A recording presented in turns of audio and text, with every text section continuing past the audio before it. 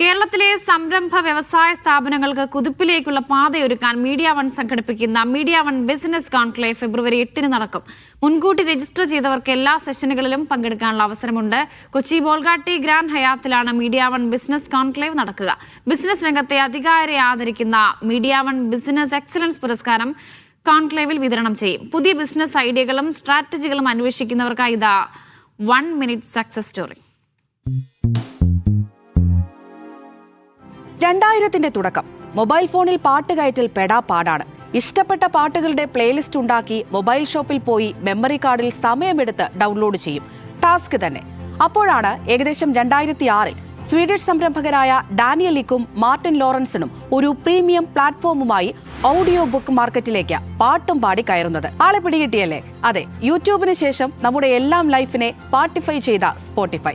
Idea ഇത്രയേ ഉണ്ടായിരുന്നുള്ളൂ. Legally free ആയിട്ട് എല്ലാവർക്കും എവിടെ നിന്നും ഇഷ്ടപ്പെട്ട പാട്ട് കേൾക്കാൻ പറ്റണം. ഐഡിയ 1 ക്ലിക്കായി. തുടക്കത്തിൽ ക്യൂരിയോസിറ്റിയും എക്സ്ക്ലൂസിവിറ്റിയും മാത്രം ഉണ്ടാക്കിയ ആപ്പ് ഓഡിയോ ബുക്ക് മാർക്കറ്റിൽ പുതിയ ബെഞ്ച് മാർക്ക് തന്നെ ഉണ്ടാക്കി. 2011-ൽ ഒരു ചെറിയ സ്റ്റെപ്പ് കൂടി വെച്ചു.